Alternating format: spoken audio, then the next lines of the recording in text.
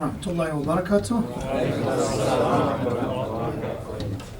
For the honor of Mawlana wa Sayyidina Rasulullah, his immaculate progeny, Ahlul Bayt, Sayyid salawat ala Muhammadin wa ali Muhammad.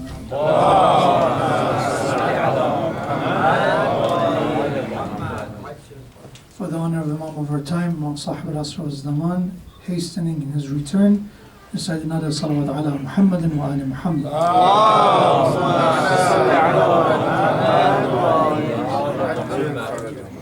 أعوذ بالله من الشيطان اللعين الرجيم بسم الله الرحمن الرحيم لا حول ولا قوة إلا بالله العلي العظيم الحمد لله رب العالمين الحمد لله الذي جعل الحمد مفتاحا لذكره وسببا للمزيد من فضله ودليلا على آلائه وعظمته ثم الصلاة والسلام على خير خلقه وحبيبه حافظ سره ومبلغ رسالاته حبيب إله العالمين أبي القاسم المصطفى محمد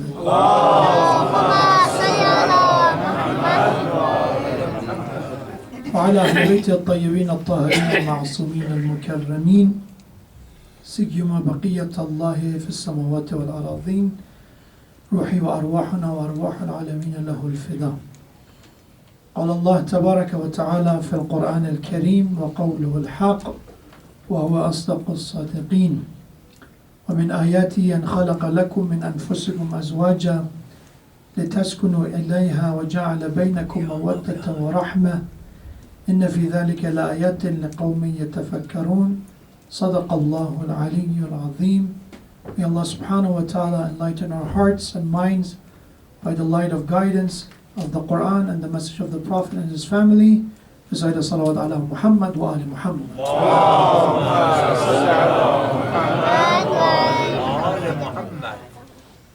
Thanks to Allah subhanahu wa ta'ala, gave me this chance once again to be with dear brothers and sisters at Lady Fatima Center, and may Allah give us the tawfiq in the next few nights as we are approaching the day of Arbaeen of Abu Abdullah Hussein to be able to learn from the teachings of the Islam, teaching of Quran, and hopefully have the ability to practice and implement what we learn, because any form of knowledge without practice is a burden, is a responsibility that we will be held accountable for. May Allah give us the tawfiq to be alim, knowledgeable, and amil, practicing of that knowledge for the health and well-being of yourself, your families, especially the children who are participating tonight. Sayyidina salawat ala Muhammad wa ali Muhammad.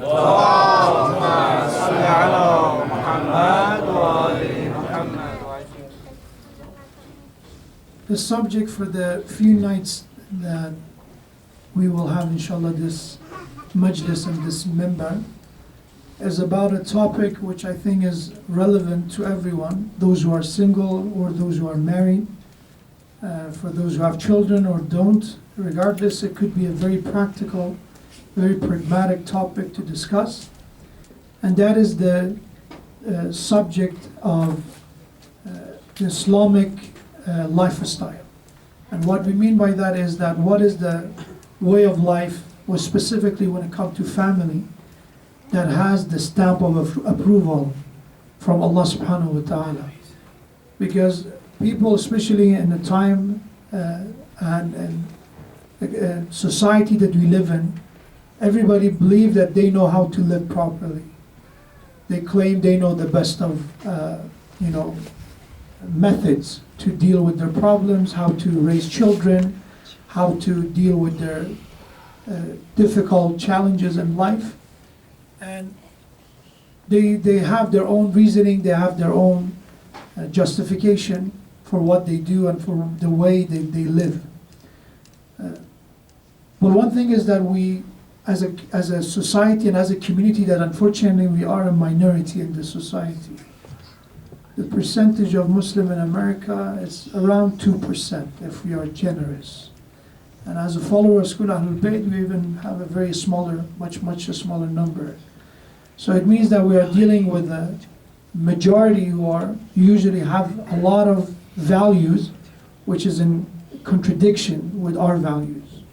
So it is important to understand who we are, because if we don't understand our values, our identity, and if we don't try to reinforce those values in our own lives and the lives of our children, what will happen, we will dissolve eventually in this melting pot of all different cultures, and eventually we will regret, because we're not talking about universal values that every human being admire. We're talking about those values that they are not acceptable. There are values that unfortunately being materialistic, defining success with certain parameters that they are just limited to dunya. These are some of the ways that the lifestyle, especially in America, in the West in general, and even now in the East, is a similar mentality. It's a global lifestyle shift, and we see people are choosing and setting their priorities to be in a different ways. So inshallah, in this few nights, I'll do my best to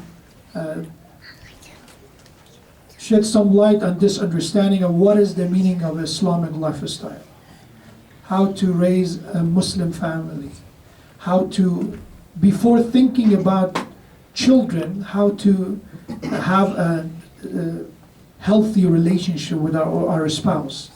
Because when we talk about children, what we fail to think about is that if our relationship with our spouse is not good, regardless of how much we pretend, how much we try to protect the children from seeing the true face of the relationship, eventually they will be exposed to the reality of our relationship with our wife or our husband.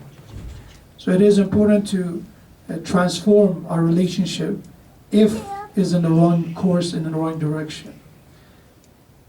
There is a story that a child came to his father and asked his father to play with him, and the dad was busy reading newspaper. But the child insisted, can you play for me for a few minutes? I'm bored. It was before, this is pre-iPad era. There was no iPad to give to children. So if the story doesn't make sense in our time, because we have all these electronic devices that we distract children. But at that time it was a newspaper. That's the only thing he had. So he said, okay, let me give you something. I'm going to make you a puzzle. So there was a map of a certain area, of a certain part of the world. So he started making that map, cut it to different pieces. And he mixed it together, randomized it. I said, okay, go, it's a puzzle. If you fix this puzzle, you brought it back to me, and you have the complete puzzle, and you have the map complete, then I will play with you. So the child went, after a few minutes came back, and he was able to easily make the map. And the father was amazed at how we were able to even know which city is which and which country is which, and how you're able to quickly fix the map. And he said, if you look at the back of the newspaper, and the back of it is the image of a human being. So all I did, I fixed the other side, and this side was fixed by itself. So it's a metaphorical story. He said, in the world that we live in, if we fix people, the world will be fixed. In relationships, if parents are having a healthy relationship, in so many cases, there are exceptions that sometimes children have a specific, individually, maybe a challenge that they have to get help for. But in most cases, it's about the family, it's about the father, it's about the mother. If they are healthy, mentally stable, most probably the outcome, the chance of them raising a healthy family, it's very, very high. So inshallah, the focus is to talk about that, and inshallah eventually talk about the Islamic lifestyle. We ask Allah to give us the tawfiq to be a good listener, in a sense that we think about what we hear, not just accept blindly or take my word for it. Think about it. And try to understand what is the application of this lecture to your life. Because my examples could be different from what you're going through, but the principles are the same. The values are the same. Maybe in your specific case it could be different, but there's something beneficial in the teaching of Allah subhanahu wa ta'ala. As we believe Islam is a universal religion, as we believe Quran is a book for all mankind, is not only for certain ethnicity or cultures, for everyone. So inshallah we think about it and understand what is that piece of guidance, what is that divine leadership of Allah in this topic for us. The ayah recited is a very famous ayah. is in Surah Rum, verse 21, which a lot of verses of Quran, unfortunately, we pass by them, and we just know the meaning of it. We don't think about it, because sometimes we have to understand there is a facade, an appearance of ayah, which has a very straightforward meaning, but there is a heart for every verse, for every ayah of Quran as well. There's much more than just that few words that contain a message. So the ayah Allah said, وَمِنْ آيَاتِهِ أَنْ خَلَقَ لَكُم مِّنْ أَنفُسِكُمْ أَزْوَاجًا. From the signs of God's power. Ayah means as a sign. So we also call a miracle a sign. Anything that leads you toward a certain direction, a certain destination, that's what a sign is. So from the signs of your God's power is that He created mate for you. Azwaj means that we created someone out there for you. So loneliness is not an admirable quality in Islam. Opposite of one of the unfortunately unhealthy understanding of being religious is a person who is always alone. They do prayers, they don't talk to people, they find a cave-like lifestyle, is opposite of that in Islam. Because our Prophet was not a man of isolation. He was exactly opposite of that. So if you look at even prior to prophethood, at the age of 20, our Prophet, he's involved with the pagans, with idol worshippers. He did not isolate himself.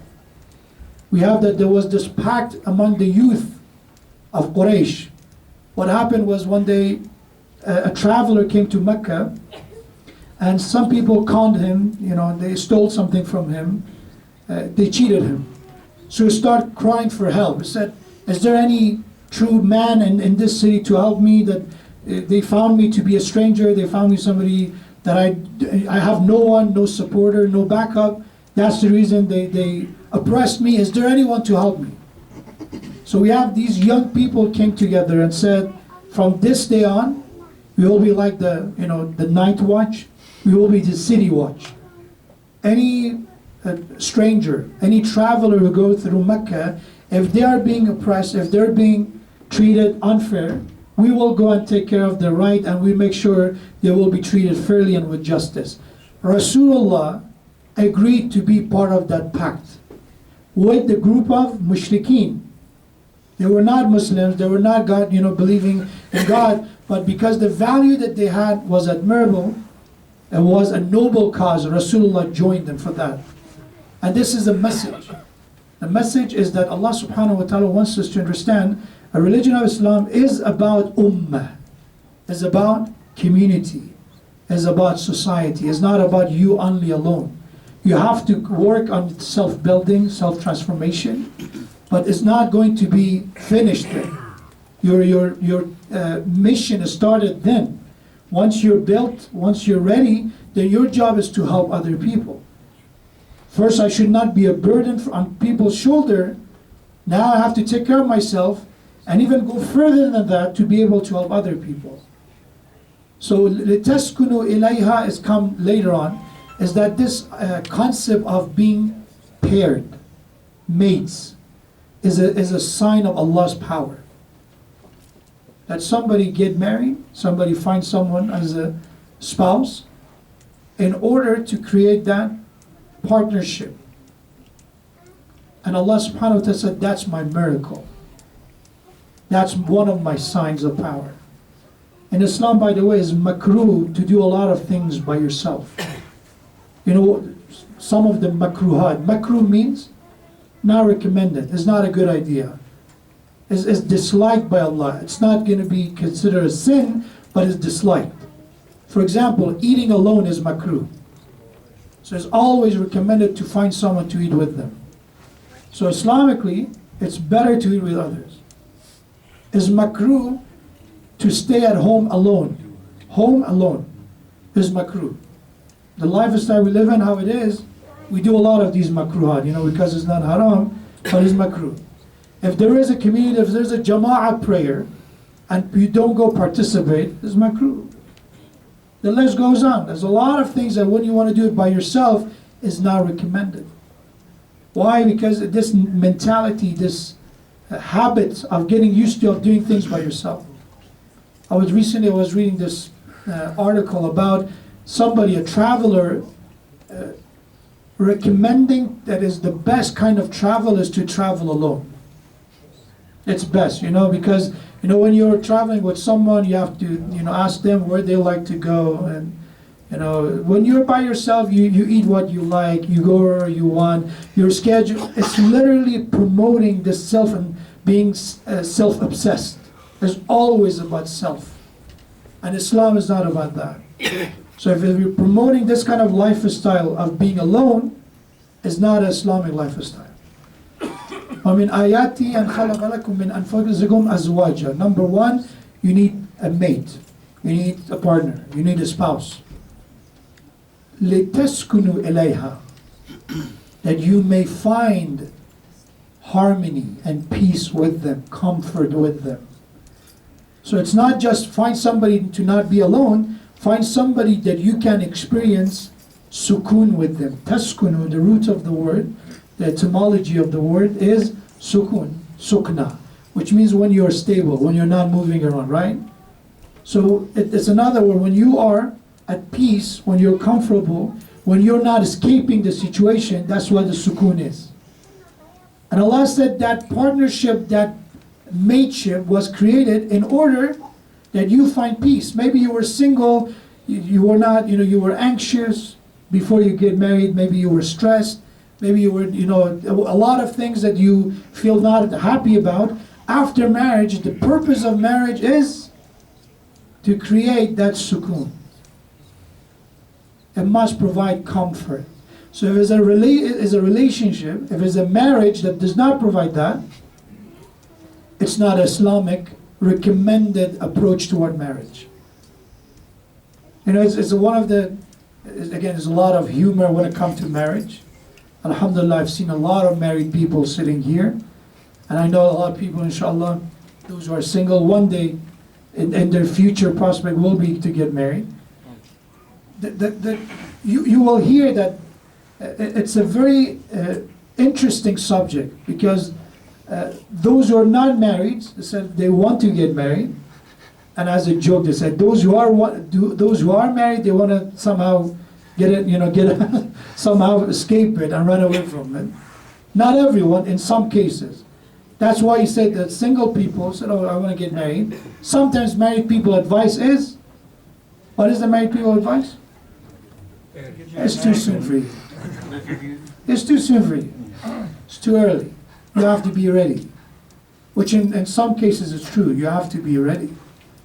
But unfortunately, in marriage, what we gain from it and what we remember from it is the negative part of it. Not لِتَسْكُنُوا إِلَيْهَا, is the opposite side of the marriage, which is about the anxiety, which is about the stress, which is about a very weird, complicated, who's going to be the dominant force in the relationship, who's going to, says the last word. لِتَسْكُنُوا إِلَيْهَا. Allah said the purpose of marriage is not any of that. It was not for you to get a tax break. It was not for you, to get some benefit. It was not any of that. It was لِتَسْكُنُوا إِلَيْهَا. And you must provide stability with marriage. Once you're married, now that there's not much unknown in your future. You have somebody that you have to build your family with. You have to have a good idea that what you want from this family. لِتَسْكُنُوا إِلَيْهَا. So that was the purpose, the philosophy of marriage. It must have comfort. If a relationship is always a struggle, you eventually, one option is that you divorce, God forbid. Another option is that you stay married, but you will suffer. One of the two. Which in both cases, that was not what Allah wanted. Allah did not want marriage to be a suffering process in order for you to suffer, and says nothing. And Allah subhanahu wa ta'ala doesn't want it to be an experiment that you try it for a few years and you move on with another case. It's supposed to be in a stable union that has some product, some outcome. And one outcome of that was to provide peace, comfort. And then it said, وَجَعَلَ بَيْنَكُمْ مَوَدَّةً وَرَحْمَةً. How this comfort and peace will be provided with two elements. These are the keys to comfort and peace in marriage. What are they? وَجَعَلَ بَيْنَكُمْ مَوَدَّةً وَرَحْمَةً. Mawadda means affection, love. You must care for that person. It's not a boss-employee relationship. You know, it's not a friends kind of, it's love. It means that you go out of your way to do more than what you have to do for that person. Because in relationship, in some marriages, people complain to me, and I do a lot of counseling. People call me and say, "Yeah, Shaikh, my husband doesn't do enough. My wife doesn't do enough." It's always about who does more. It's like I always have to have a scale to compare them with. Oh, you're right. He is doing more than you, or she's doing more than you. And love is not much about that, because on both sides, they do enough. It's not about comparison. The comparison is that, okay, did I do enough? Not that I do more than enough. That's mawadda. That love and compassion. And number two element, the second element, rahmah. What is rahmah translation? Mercy. Mercy means you have to have the ability to forgive. You must have the ability to close your eyes on some flaws. Your husband and your wife is not perfect, and you have to have the ability to do that. And then Allah said, إِنَّ فِي ذَلِكَ لَآيَاتٍ لِقَوْمٍ يَتَفَكَّرُونَ. In this verse, there are signs, not just one, there are signs, plural, for those who reflect. If somebody is a person who do tafakkur, they ponder and think about this, there's a lot of sign of Allah subhanahu wa ta'ala's message and guidance in this short ayah. What is our standard for marriage? Is it comfort? Is it, as I mentioned, affection and mercy and forgiveness, or opposite of that? We have relatively a level of them. It's not that we hate our spouse, God forbid. We do have affection, but how much is that affection? The degree of it, that's debatable.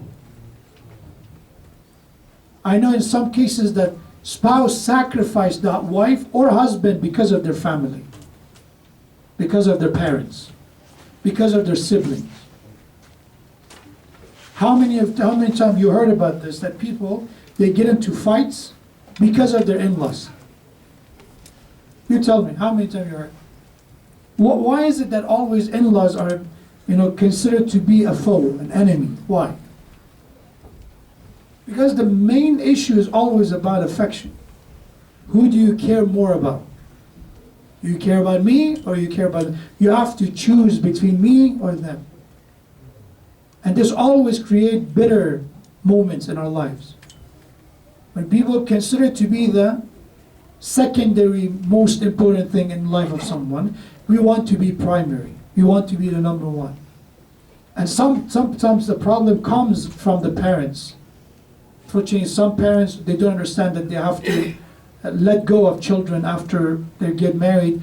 We cannot expect them to be exactly the same way that when they were living with them. It doesn't mean let go, give up on them and they're not your child. Still they're your child, but now they're married. It means understand that they have another responsibility, another priority. So now the question is, why we don't, this ideologically all of us, is there anyone disagree with this ayah of Quran? About that the marriage has to be about comfort and peace and about affection, and it should be about, as I mentioned, mercy. I don't think anybody disagrees. So why is it that we still have issues? So it's not on the values, it's not on the lesson and the subject that we have disagreement. It's when it comes to application that we have different. Application, what it means is how we do these things, how we express affection. That's a very different style. So every culture have their own unique differences. For some cultures it's difficult to talk. For some cultures it's difficult to act. The balance is not maintained. There is a hadith by our fifth Imam, Imam Muhammad al-Baqir alayhi salatu wassalam.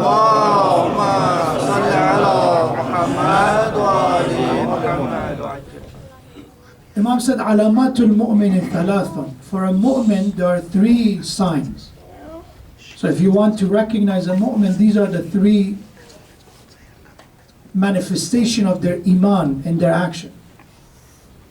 So the number one, Imam alayhi salam said, at-tafaqquh fi din. A mu'min understand their religion, understanding of their faith. That's very obvious. How you can be mu'min if you don't understand the source of iman, which is revelation. How to become a mu'min. So we have to understand religion not because my coworker asked me about Quran, not because my classmate accused Islam of being a barbaric religion. I study religion because I want to know about it. Because a lot of our understanding of Islam, this us, I'm referring to some of the members of the community, I'm not referring to entire community, is reactionary. The moment that we are being questioned, the moment that we're being accused of something, then we come and start reading about it. Oh, what is it? Has really Islam said that? Has Quran really said that? We start debating, we start asking questions, we start reading. But it's a very reactionary method to learn about Islam. Because once you deal with that question, there's going to be another question. There's going to be another one. Skeptics of Islam, if you provide one answer for them, they have more questions. Our responsibility is not to convert people to Islam. That's not. يَهْدِي بِهِ مَنْ يَشَاءُ وَيُضِلُّ. Some people, they're guided by Quran, some people get misguided by Quran. Our job is to first understand Islam ourselves, then share it with other people. We're not a preacher to begin with. So when we talk about da'wah, which is a very, relatively modern phenomenon, in Islam we don't knock at people's door, okay, open your door, let me come and sit down with you, let me tell you what's, no. Imam Sadiq alayhi salam said, كُنُوا دَعَةً لِلنَّاسِ بِغَيْرِ أَلْسِنَتِكُمْ. If you want to teach people, your action should be the loudest speaker, then your words. Still, we have to give a free copy to somebody who's interested, by the way, free copy of Quran, a good book to someone. But our responsibility is not to do that. Our responsibility is to understand the message of Allah. In another word, to become a mu'min. Right? Ya ayyuhal ladhina amanu, aminu. That's the address of God. O believers, maintain your faith. Increase your iman. That's the responsibility. That's the command of God. Not toward others, toward ourselves. So that's sign number one, Imam Baqir said. Tafaqquh fi din. We have to study and understand religion. For our own sake, not for the sake of my neighbor or my classmate, for my own sake. We owe it to ourselves before we owe it to anyone else. To find the answers that we have. To find the answers to the questions that we have.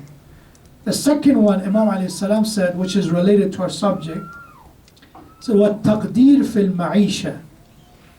The second sign of a mu'min is management of your livelihood. Taqdeer is the night of Qadr. It means the night of power, the night of measurement. Taqdeer is about measurement. It's about calculation. In another word, planning, managing. Taqdeer fil ma'isha. Ma'isha is how you live. The second sign of a mu'min, Imam Baqir salam said, which we have similar hadith from Amir al-Mu'min from the Prophet, is a very well-known hadith, is the ability to manage your life accordingly. Taqdeer fil ma'isha. And I believe when we go to the subject that we believe in that ayah, Surah Rum verse 21, about marriage and comfort and family and love and affection.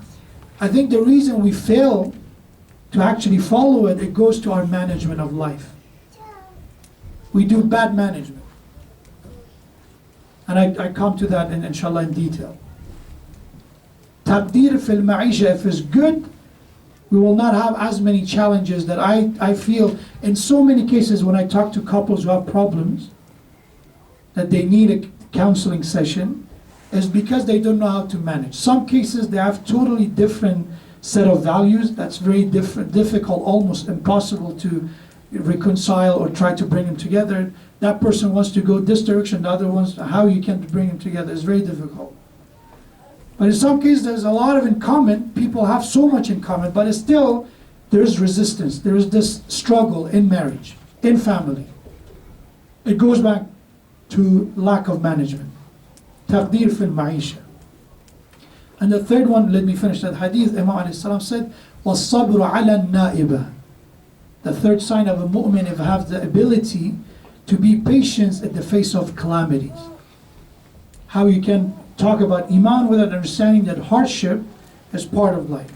And how you deal with those hardship, how you react to those hardship, it makes a big difference between a mu'min and a non-mu'min. And I was sitting in the majlis of Arbaeen, we're commemorating Sayyid Shuhada alayhi salam's 40th day of Shahada. We should understand how this sign is one of the most important element in the message of Sayyid Shuhada alayhi salam. The ability to understand how to deal with difficulties and calamities in life.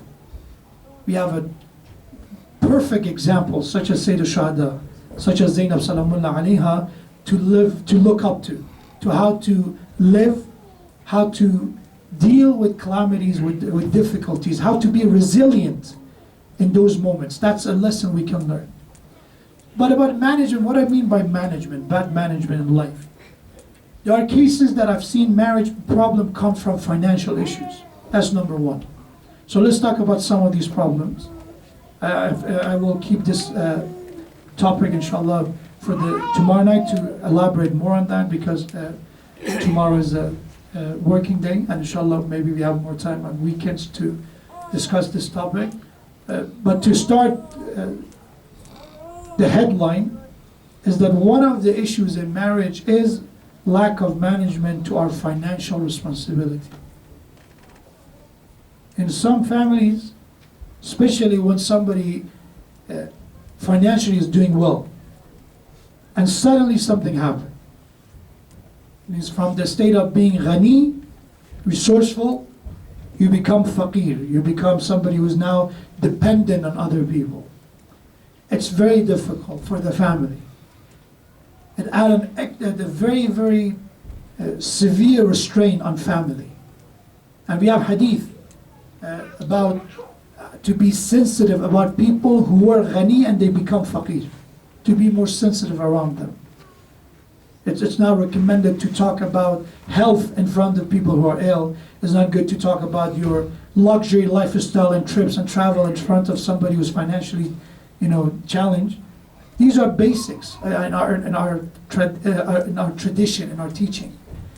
But financial mismanagement is one of the reasons affection and love start to disappear. It's very important to have trust in family.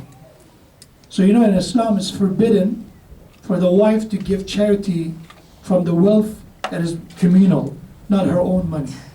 The communal wealth to the faqir even, to the poor. Why? Because that trust has to be maintained. Same thing for the husband goes. Because sometimes the lack of trust is being created by the husband. So we are the one who have to ask that question. Are we maintaining the financial responsibility in our lives or not? Because we have priorities in life. We have priorities. And those priorities, it has to be clear. We have those people who literally they take away from their family's expenses and give it to other causes. And Islam is not permissible. You cannot donate their right without their permission. And then we have the other side, which is much more basically, it's in our community, in our time, the other side, the other case is much more quiet, popular, you can see. And that is that people don't let charity happen, because regardless of how much wealth you have, you're needy. You could have your own house, you cannot live you can have your own car, you can have investment, you can have retirement plan, and when it comes to giving to charity, we need it more. And Islam said it's not permissible to give it to faqir if you need it. Even if you make a 6-figure digit income, with the expenses, you always can create expenses. Isn't that true? You could be, making 500,000 per year, and still need some money. Maybe you have some credit card debt at the end of the year. You can, because for expenditure there is no limit. You can always spend. So we're not talking about, it's not permissible to give it to a charitable cause if you're needy. In the case of that need means essential need. Not, if I can have a luxury, party and gathering or an unnecessary expense in my life, then I cannot give it to charity. That's one challenge we have. But people, they do not understand priorities in life. Let me be clear. A lot of immigrants, they send money to their parents.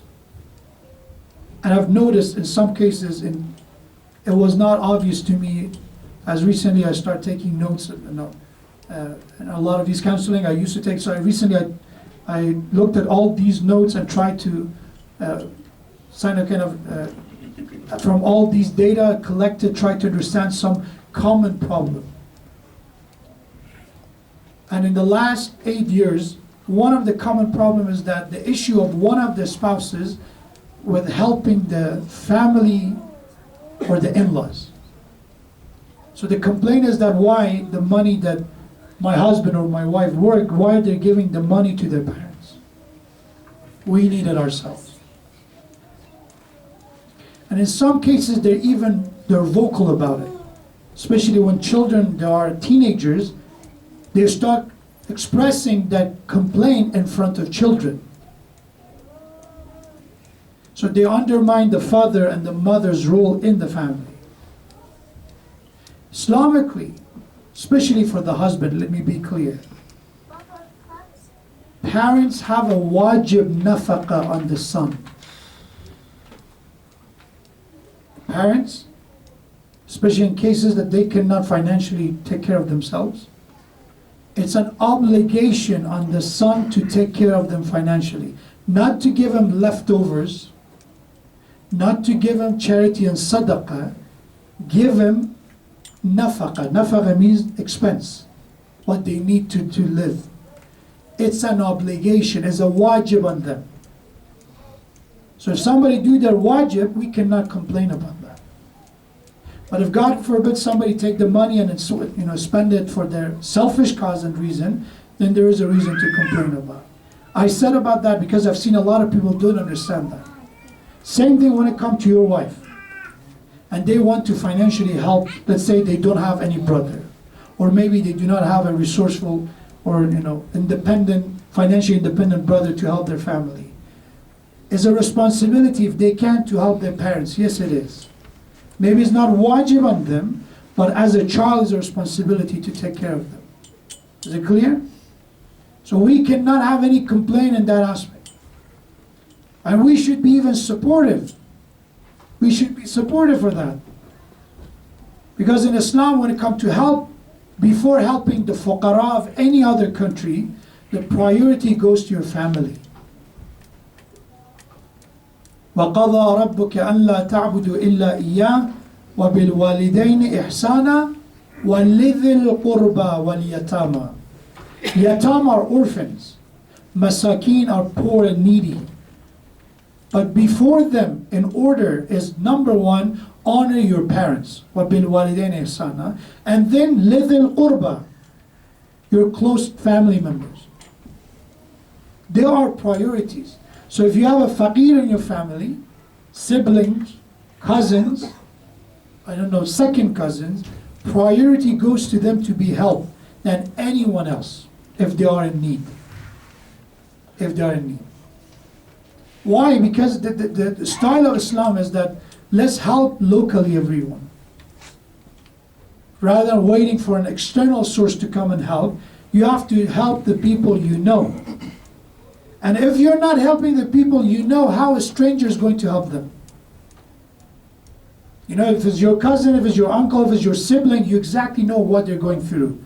The chance of you knowing about their life is much, much higher than you knowing about the life of somebody living in a, 1,000 miles away from you, and for you to go and research, are they truly, qualified to be receiving this or not? You know you're your relative. So priority goes to them. Nepotism in Islam, in the case of charity, is recommended. And charity always go with relative. But with parents, no charity is an obligation. So financial responsibility is to understand that sometimes priority is something more than just husband, wife, and children. If you understand that's the command of Allah and we are obedient, it's much more easier to not look at that as a betrayal. Do not look at that help and that support as betraying your own family. They are the family. They are extended family. Inshallah, we'll continue on this subject on the coming night. In summary, we will inshallah more elaborate on the Islamic lifestyle. Just for this one point I mentioned at the end of my lecture, compare that with the Western lifestyle. In the Western lifestyle, are you responsible for your parents? You're not even responsible for your kids after 18. They have to do whatever they have to do. There are exceptions, but the popular culture said nobody expects you to take care of your 25-year-old child, right? Nobody expects you to help them to get married, or any of that is not your responsibility.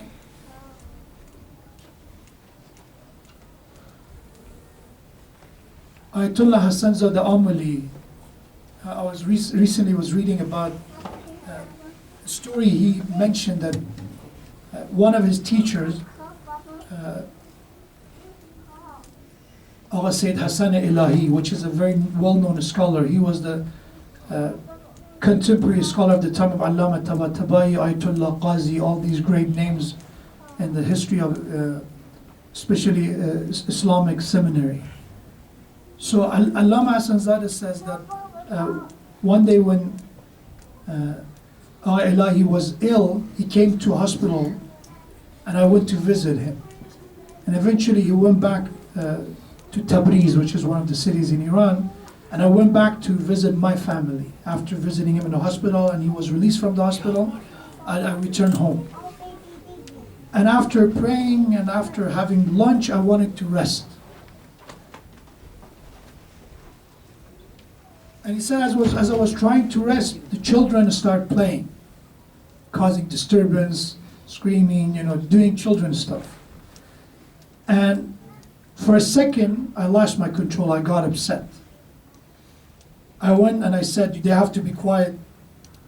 And somehow, verbally I punished them. I said, be quiet, sit down. And I was upset. But a few minutes later, I thought that, what did I do? What's their fault? They're children. They want to play. It's not their fault. Their nature, their creation is for them to play. And they're not at that age that they say they're 14 or 15, they're young kids. And why did I even talk to my wife like that? Why I was upset with her? What was her fault in this if the children were playing? So for that moment, I came back to my senses and I went and I apologized to my wife and I went outside, bought some sweets, some fruits for the children, came back. But I remembered the hadith of the Prophet, that Prophet ﷺ said, do not break a heart. Because the same way when you break a glass jar, you cannot, patch it together. When you break a heart, it doesn't heal easily. So I was upset that why did I do this? So I wanted some advice. So I planned to go and visit Ayatollah Ilahi in Tabriz and ask him for some advice. And why I lost my control. This is Ayatollah Hassan Zada Amali. If you don't know about him, look him up. And he said, when I arrived, he welcomed me to his house, and before I said any word, he said, Haja Amuli, that's the way he would address me. So Haja Amuli, I wanted to send you a letter. I didn't know if you were still in Qom or you were in Amul, in your own city. I want to send you a letter, but you came yourself. He said, I'm here, what do you need? And he said, I had a meeting with Agha Qazi. Ayatollah Qazi or Agha Qazi is one of the well-known scholars. He has a lot of mukashifa. There's a lot of certain revelations for him. Revelation not in the point of wahi, but mukashifa, that's what we call it. Because of his spiritual level, he was able to experience things beyond a regular human being's capacity. There's so many examples, inshallah, in a better time maybe I can give you a few examples. It's not about magic or anything, it's about his dedication for it come to iman and faith. So he said, I had a meeting with him and I mentioned your name in front of him. And he said, tell Hajjai Amali that I don't expect that from him. This is example. So Ayatollah Qazi told Ayatollah Ilahi, that tell Ayatollah Amali that I didn't expect it from him. If he has no patience, why even start this path to become a scholar? That's not a path for him if this is the way he wants to treat people. What's the story? And I started crying that my action in Amul was evident to my teacher. This is the impact of akhlaq in the family. That people like him, they believe if they are able to have a bit of achievement and faith, it's because of their dedication to their families. Because sometimes in the family we want to be comfortable, it means that everyone in the family have to sacrifice themselves for our cause. In a family, nobody have to be a sacrificial lamb. Nobody is the victim. Father has to gain what he has to gain. Mother has to gain what she has to. Children have to, everybody has to gain something from their relationship. It cannot be just one person giving. Inshallah, Allah give us the tawfiq to learn about the message of Allah subhanahu wa ta'ala, to learn from the teachings of Quran, from the teachings of the Ahlul Bayt, and inshallah to look at the awliya Allah, to look at these exemplary human beings and be inspired by their lifestyle to inshallah transform our lifestyle for the better. We dedicate the thawa of this majlis to Hazrat Ruqayya salamullah alayha. As we approach Arbaeen, the 40th of Sayyid al-Shuhada, Abu Abdullah Hussein's Shahada, we have that Imam Sajjad alayhi salam was asked once, Ya ibn Rasulullah, what was the most difficult moment in your journey from Karbala all the way to Kufa to Sham? And you would imagine Imam Sajjad would say the most difficult moment was the moment of the Shahada of my father Hussein, the moment of the martyrdom of my brother Ali al-Aswad, or the moment of Shahada of my uncle Abu Fadl al-Abbas. He didn't say those. He said the most difficult, the most challenging moment for us was Asham. The city of Sham was the most challenging. Why Sham is so difficult? What happened in Sham? First of all, when they brought the Ahlul Bayt of Abu Abdullah Hussein, they forced them to stay behind the gate of ours for days. For 3 days, they did not let them enter the city. So we are decorating the city to celebrate the killing of Hussein alayhi salam. And once they entered, there was dancing and clapping and celebration and taunting, throwing trash from the rooftops. All you can imagine for somebody who lost their loved ones, how we treat them, how we counsel them. But the musibah of Ahlul Bayt of the Abu Abdullah Hussein is not over on the day of Ashura, it's just begun. Assalamu alayka ya Aba Abdullah وعلى الأرواح التي حلت بفنائه عليك مني سلام الله أبدا ما بقيت وبقي الليل والنهار ولا جعله الله آخر العهد مني لزيارتكم السلام على الحسين وعلى علي بن الحسين وعلى أولاد الحسين وعلى أصحاب الحسين السلام على أخت الحسين أم المصائب زينب الكبرى سلام الله عليها. They brought the family of Abu Abdullah to the ruins of Sham. Imagine orphans, children, women, all of them after going through days and nights from Karbala to Kufa and Sham, now they have to rest and settle in the ruins of Sham. One of the nights, Ruqayya Salamullah alayha, she woke up from her sleep, started calling for her father, Ya Abata, Ya Hussein. As soon as the name of Hussein was heard by the women and children, the entire ruins of Sham was filled with the cries and the weeping. We have that Yazid woke up and asked what's going on. They said one of the children of Hussein is asking for her father.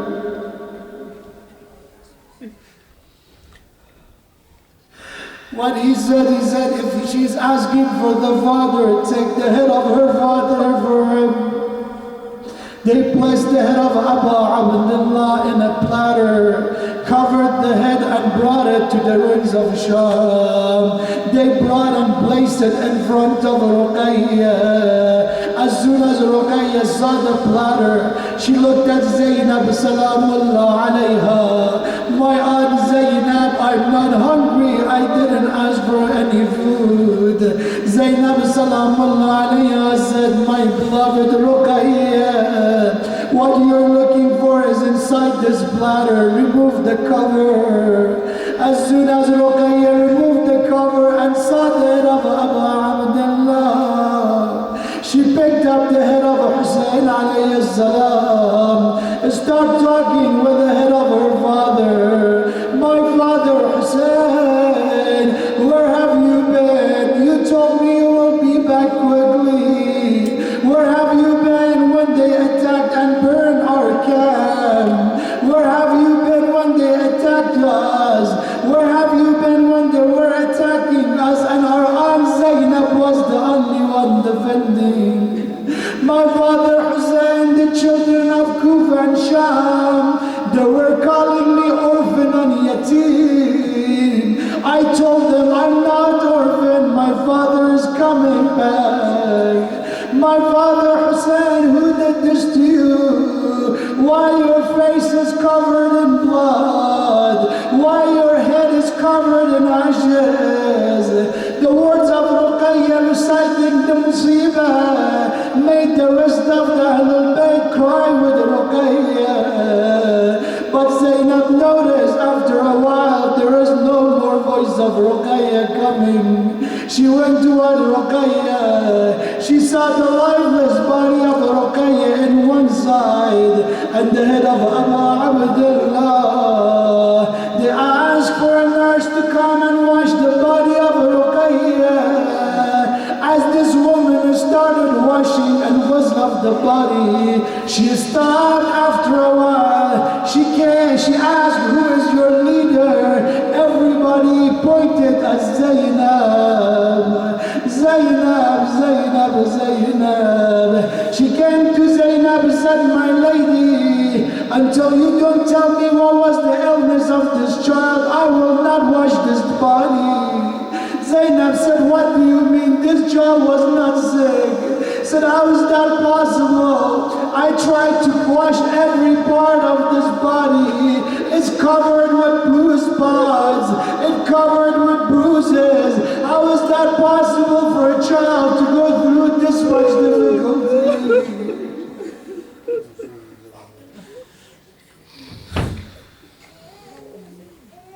وَأَلَا لَعْنَةُ اللَّهِ عَلَى الْقَوْمِ الظَّالِمِينَ وَسَيَعْلَمُ الَّذِينَ ظَلَمُوا أَيَّ مُنْقَلَبٍ يَنْقَلِبُونَ. يا الله يا رحمن يا رحيم يا مقلب القلوب ثبت قلوبنا على دينك. Ya Allah, by the honor of Abu Abdullah Hussein, by the honor of children of Abu Abdullah Hussein, by the honor of companions of Abu Abdullah Hussein, hasten in the return of Imam of our time, Imam Sahib al-Asr al-Zaman. By the honor of Abu Abdullah Hussein, honor all those who are ill and bereaved with quick shifa and recovery. By the honor of Abu Abdullah Hussein, guide us toward the straight path, the path of Quran and the path of Ahlul Bayt. By the honor of Abu Abdullah Hussein alayhi salam, give us the tawfiq of the ziyarah of Abu Abdullah Hussein, especially in Arbaeen, and being the recipient of the shafa and intercession of Abu Abdullah Hussein in the day of judgment. اللهم اغفر لنا ولوالدينا ولوالدي والدينا ولمن له حق علينا ولجميع المؤمنين والمؤمنات.